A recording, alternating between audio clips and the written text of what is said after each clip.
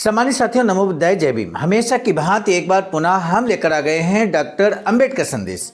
Doctor Ambedkar संदेश नियमित तौर पर सुबह 5 बजे आपको मिलता है आवाज का ऑफिशियल यूट्यूब चैनल के माध्यम से। मुझे पूरा भरोसा है कि आपने हमारे इस चैनल आवाज का ऑफिशियल को सब्सक्राइब जरूर कर लिया होगा। सम्मानित साथियों, यदि आपने अभी तक हमारे इस चैनल को सब्सक्राइब नहीं किया है तो आपसे अनुरोध है कि अब जरूर इसको सब्सक्राइब कर लीजिए, क्योंकि यदि वास्तव में आप बाबा साहब के सच्चे अनुयायी हैं तो बाबा साहब के जीवन संघर्ष, बाबा साहब के बारे में जानने की आपकी हार्दिक इच्छा होगी, उत्कंठा होगी। और ये हार्दिक इच्छा को देखते हुए हम नियमित तौर पर बाबा साहब के जीवन संघर्ष से परिचित कराने वाले बाबा साहब के स्पीचेज, बाबा साहब के लेख, बाबा साहब के ही शब्दों में लेकर नियमित उपस्थित होते हैं। आज का डॉक्टर अंबेडकर संदेश में 1 जनवरी 1938 को बाबा साहब का क्रांतिकारी भाषण लेकर हम उपस्थित हो चुके हैं। सम्मानित साथियों, क्या कुछ बाबा साहब कहते हैं, हम सबसे पहले आपको विषय बता देते हैं। आज का जो विषय है, नीति की गाड़ी खींचते हुए ध्यान रखें कि उसका पहिया आपको कुचल न दे। ये बात बाबा साहब कहते हैं। क्या कुछ इसको विस्तार से समझाते हुए कहते हैं, अब हम लेकर आपको ले चलेंगे बाबा साहब डॉक्टर अंबेडकर संपूर्ण वाङ्मय खंड 39, पेज नंबर 66 से 67 तक।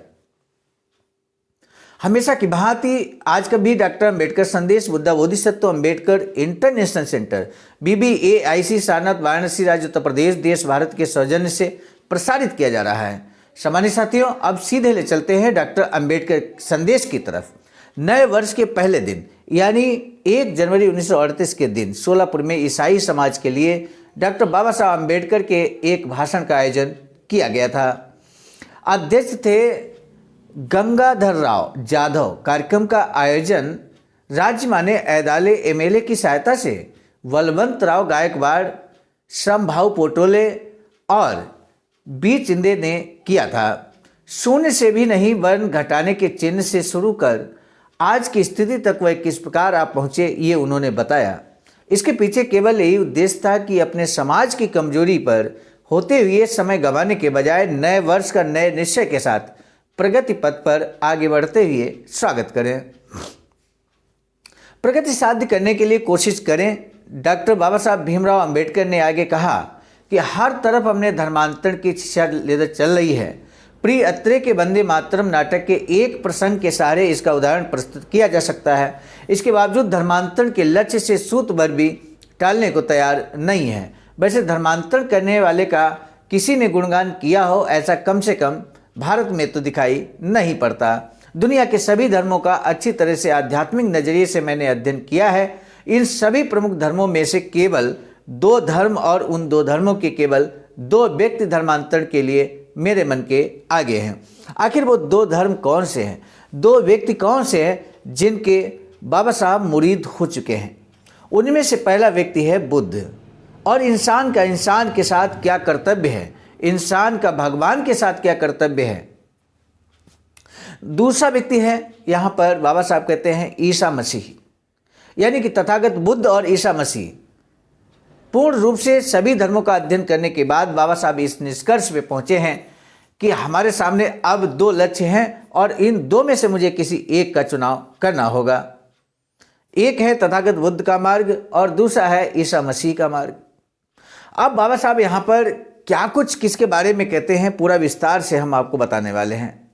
लेकिन आप तो जानते ही हैं कि बाबा साहब ने 14 अक्टूबर सन 1956 को बौद्ध धर्म की दीक्षा ली थी। ये बात हम सभी इतिहास से परिचित हैं। लेकिन फिर भी बाबा साहब ने आखिर उस समय क्या विचार किया, किन बिंदुओं को ध्यान में रखा, उन बिंदुओं को यहाँ पर बताने की कोशिश जारी है। बेटा बाप के साथ कैसे पेश आए, किस धर्म में सभी मानवों के प्रति समता का भाव बताया गया, सबको समान स्वतंत्रता दी गई, वही धर्म मुझे और मेरे अनुयायियों को चाहिए। मिशनरियों को लगता है कि आदमी को ईसाई बनाओ तो काम पूरा हुआ। यानी कि ईसा मसीह और ईसाई धर्म के बारे में बाबा साहब यहाँ क्या कुछ कहते हैं और क्यों। आखिर बाबा साहब ने आगे चलकर यानी कि 1956 में बौद्ध धर्म की दीक्षा ली, ईसाई धर्म क्यों ग्रहण नहीं किया।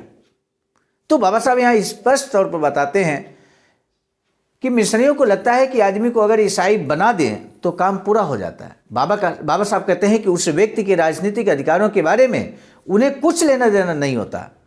ईसाई लोगों में मुझे ये बहुत बड़ा दोष दिखाई देता है, क्योंकि आज तक उन्होंने राजनीति में प्रवेश नहीं किया है।